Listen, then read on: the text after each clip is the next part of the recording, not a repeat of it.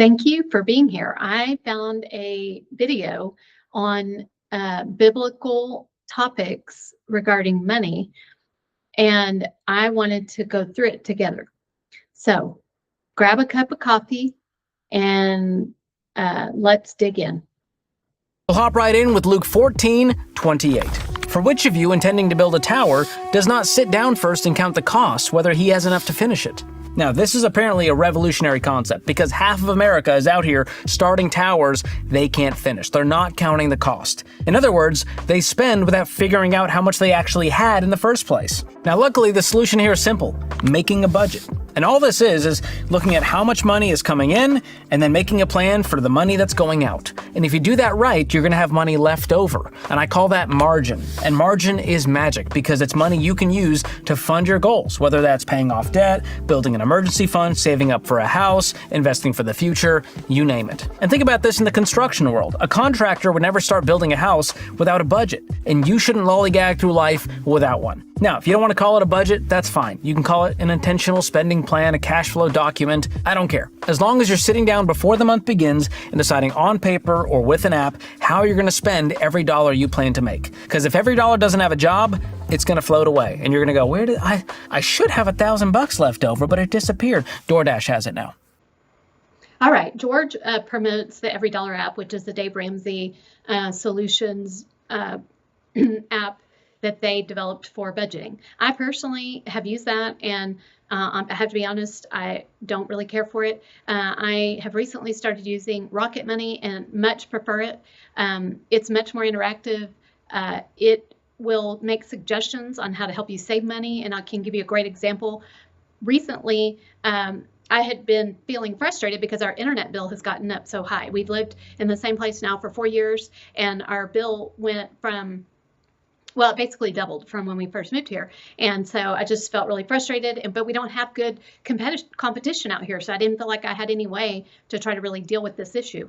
Well, Rocket Money said, hey, let us figure out how to lower your bill. And I said, why not? So now they do take out a fee for doing so, but I decided to give it a try and see how it worked out. And it was amazing. I'm so glad I did it. They saved us we're paying actually less today than we were paying 4 years ago per month. And the savings that we will incur is more than double what they charged us. So it's definitely well worth it. So if you aren't currently using an app, I highly recommend them. You do have to pay for it to get your transactions automatically updated, but it's not very expensive. I pay like $7 a month for Rocket Money, and I definitely feel like it's well worth it. In addition to making suggestions on how you can save money, it'll ask if you want help getting out of subscriptions. It will send you alerts, like if you have a high dollar transaction go through, it'll send you an alert to so that if it wasn't something that was planned, you'll be alerted and you can act on it very quickly. So definitely think Rocket Money is a far superior app over Every Dollar, but Every Dollar does have a free version. So if that's where you're at, use it because it's better than nothing. All right, let's continue. All right, so let's talk about this. I agree with him. And of course, I love this scripture. You know, we need to the practical way this looks in your life is, I want to go on a vacation. And maybe that's fine.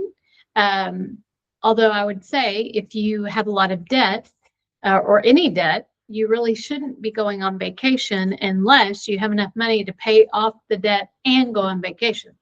But let's say you want to go on a vacation.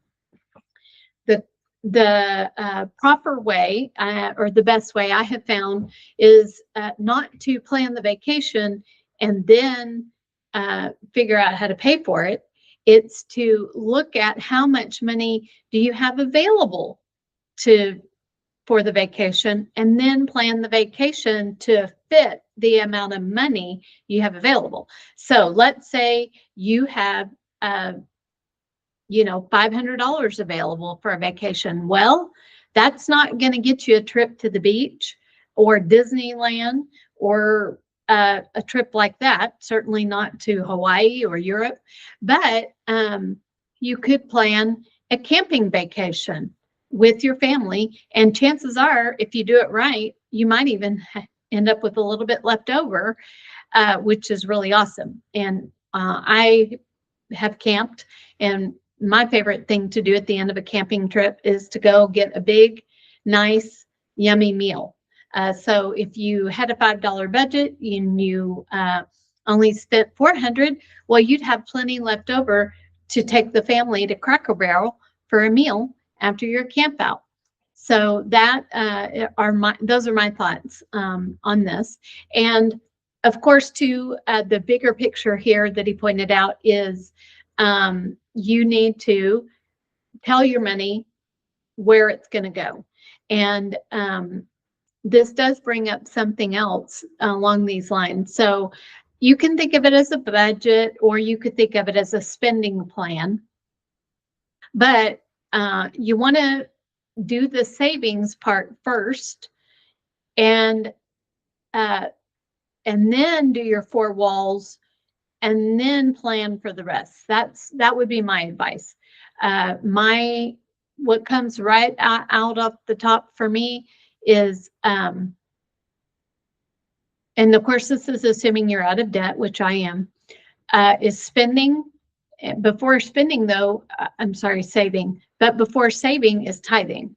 So I choose to tithe, which I highly recommend you do. And then I save, and then I figure out how the rest is going to be spent. And of course, after the tithing and the savings, then it comes the four walls: the electricity, the water, the gas for the car, food on the table, internet, because we have a business that we run out of our home, so internet is not optional. And so those are the things that will come next. And then after that, if there's money left over, you can decide how to spend it in a discretionary way, which might be vacation, maybe it's clothing. And now I'm not talking about essential clothing. Essential clothing needs to be included in the four walls, but that's not a $500 spending spree at the mall. That's a lesser amount to replace underwear, socks, maybe blue jeans. Maybe school's getting ready to start and you need to do some shopping, and instead of saving it all for right before the kids start back to school, you do it in spurts as your budget allows prior to school starting. So those are my thoughts there. Let's see what George has next. Up next, one of my favorite books of the Bible, Proverbs. Proverbs 21:20 to be exact.